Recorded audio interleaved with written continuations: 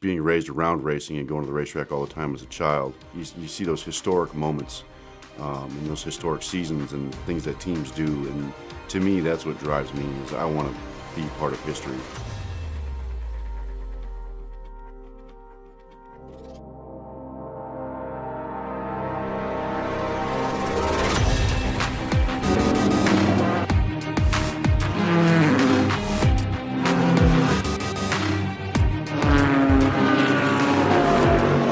Glen is one of the best tracks on our schedule. Aside from the mystique and the history, there's challenges, right? With Watkins Glen, in order to be brave there, you have to be willing to get incredibly close to that concrete or guardrail, right? We all talk about that blue stripe.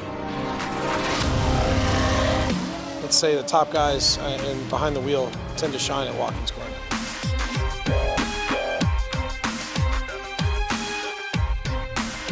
We're ready to go green for the Sahlen 6 hours of the Glen. The prototype field lining up 2 by 2, side by side. The green flag is in the air with the stars and stripes, and we're racing.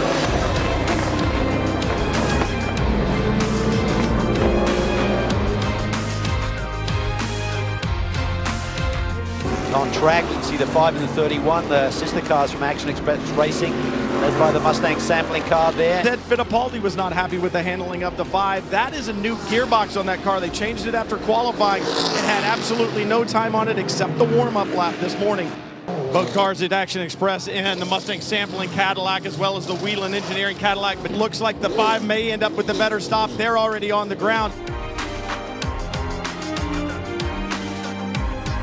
Both of the Action Express cars running very strong.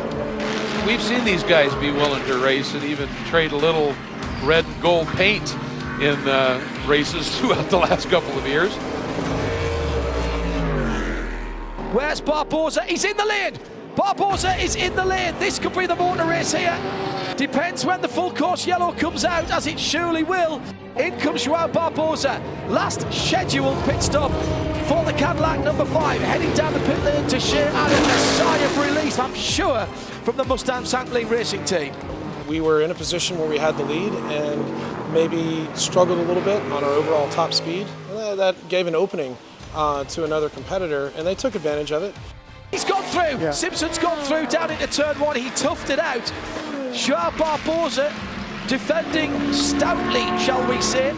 We were lucky enough to have enough time in the race, and we watched Joao drive an amazing last few laps and really see the traffic go our way at the end. And the leaders are together down into turn 1. Slight mistake from Stephen Simpson. Round the outside through turn 1. Joao Barbosa, they are side by side, but there's cars ahead of them. The 57 machine will be the pick, and the Audi has given the lead to Joao Barbosa as Stephen Simpson had to lift off. It's Joao Barbosa and Mustang Sampling. The 5 car takes its first win of the season, and the crowd go wild here at the Glen. At the end of it, that's what you want. You want to be able to race somebody outright for the win, and we were in a position that we had a car and a driver and a team to do that. If you can go out there and you can beat those guys, you know, it's the coolest feeling in the world.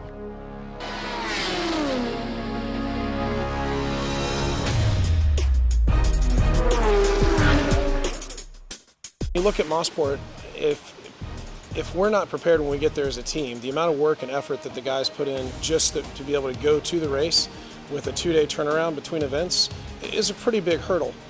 I would say our confidence level was high in what our execution was in that time that we had compared to maybe some of the other teams. A look back at the most recent event at Watkins Glen reveals that it was a real game changer, including prototype. Well, it was a massive day for the number 5 Mustang Sampling group. They got that big victory there. They had to get back to the big points. They keep chipping away at it for the next 3 rounds. They are back in this game.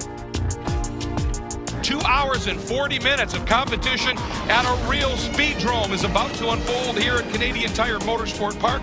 The prototypes coming out of turn 10 and leading them onto the front row and to the green. It is Ricky Taylor, but look at the run already by Misha Goiperkel up and along the outside. He couldn't quite get around. It was a difficult weekend. We didn't have necessarily a first place car on outright speed, so we had to do everything that we could to keep pushing and stay on our program. Not to say the cars certainly improved throughout the event, but we were never in a position where we were running away from the rest of the field. Development here at Action Express is we're waiting for the number 5 to come back into pit lane after already making their pit stop with the driver change. Joao Barbosa has done about just a couple laps, but it sounds like they might have a tire puncture, so we're waiting for them to make that stop.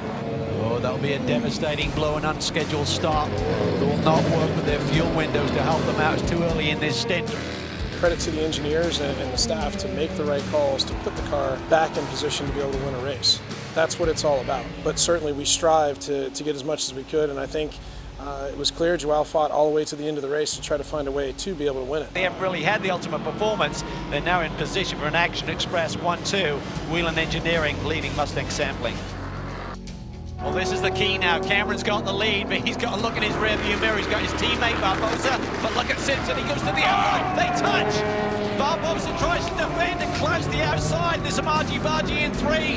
Barbosa is around. Simpson is through. Keep in mind, Barbosa, they won at the Glen. They're the closest one in the points. That's costly for them. This is fascinating what is unfolding here. 2 very different race weekends. They went on their own path, I would say. We look forward to the next race and try to take the top trophy again.